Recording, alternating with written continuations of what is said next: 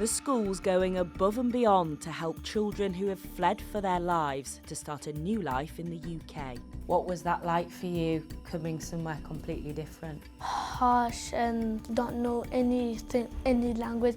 But there are warnings that funding cuts and last-minute moves between Home Office hotels are increasing pressure on schools. The system does absolutely dehumanise people. Quite a number of schools don't want to take these children because they fear perhaps that they won't be able to give them the support they need. So where does it leave these young people and their futures? Okay, this side, ready? Hello. Hello.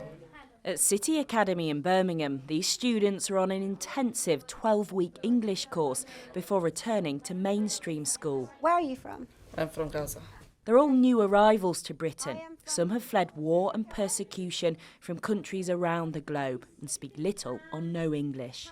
My name is Amrullah and I am 12 years old. Yes. When the Taliban swept to power in 2021, Amrullah and his family were forced to flee and airlifted to safety. It was unsafe to live there, then we had to come to this country. What was that like for you, coming somewhere completely different? Harsh and don't know where to go, like start with, and don't know anything, any language, don't know what they're saying.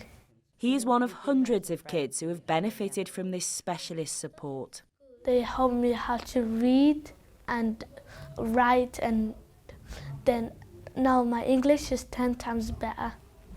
I say, you say. Goodbye. Goodbye. As well as language classes, the Core Hello programme, as it's known, focuses on integration, helping kids get to know their new city and culture. What kind of things when you went out did you do? When we went out, we go to the civic centre, the theatre, the libraries. So I didn't been in the library before, but they told me what to do in there, they told me everything. So they help you feel more comfortable being in Birmingham? Yeah. What help did you get from the school? They helped me to read and write and speak in English perfect. This is one of the most diverse schools in Britain. Half of its 600 pupils speak English as a second language.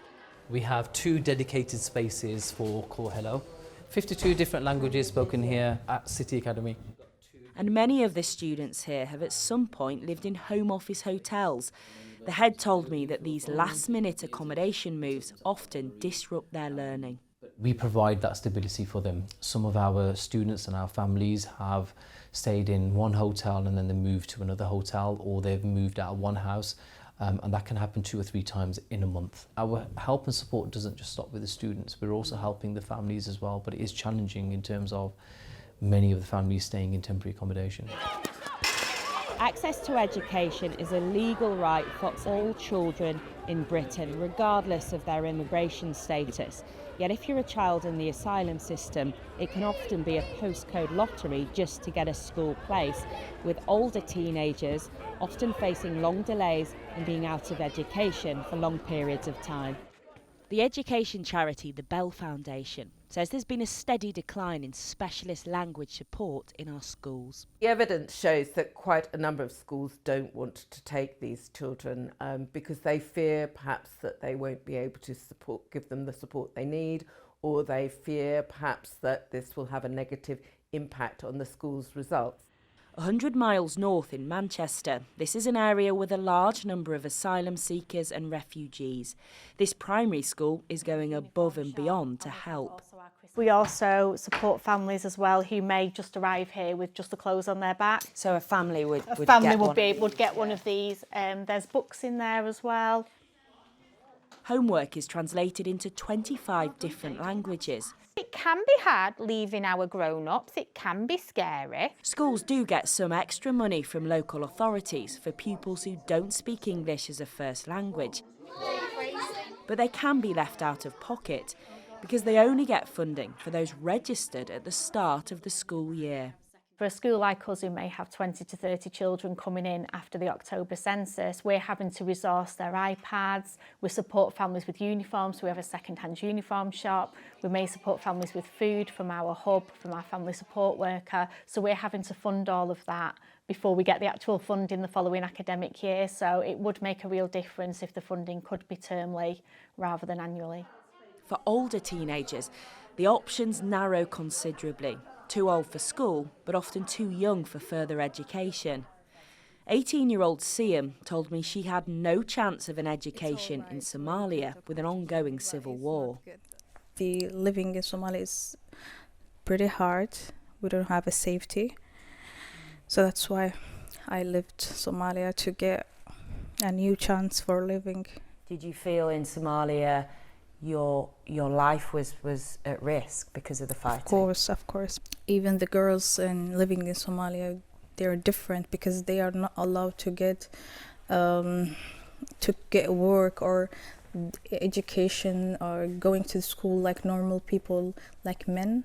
When we met, she'd only been in Britain for a month and a half and was living in an asylum hotel in Yorkshire after making the dangerous journey across the Channel. We came to the UK by small boats, so it was hard and difficult journey.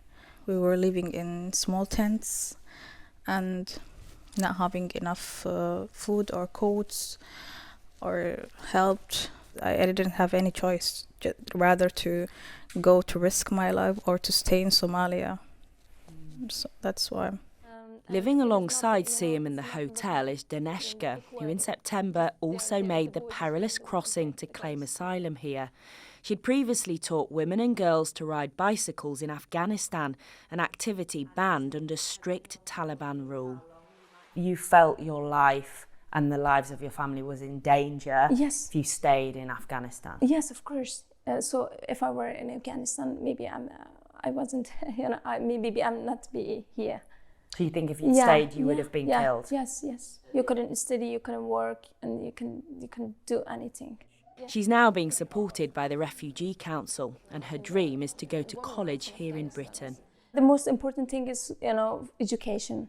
And you really want to study, but at the moment you can't. Yes, of course, it is the most important thing that, it's also very, because we don't want to lose the time, and we want to be in an education system as soon as possible. She's now waiting for her asylum claim to be processed, like others living here. And Laura supports families in hotels across Yorkshire. The system does absolutely dehumanise people. People are not a homogenous bunch. They're from different conflicts. They're fleeing persecution in some countries like Sudan. They're fleeing wars in places like Afghanistan. People are not all the same, but they have been forced together to endure this temporary living. And whatever the age, frequent accommodation moves make it harder to access school or college. The Department for Education told us all school-age children in Britain are required by law to receive full-time education, regardless of their immigration status. Sarah Corker, ITV News.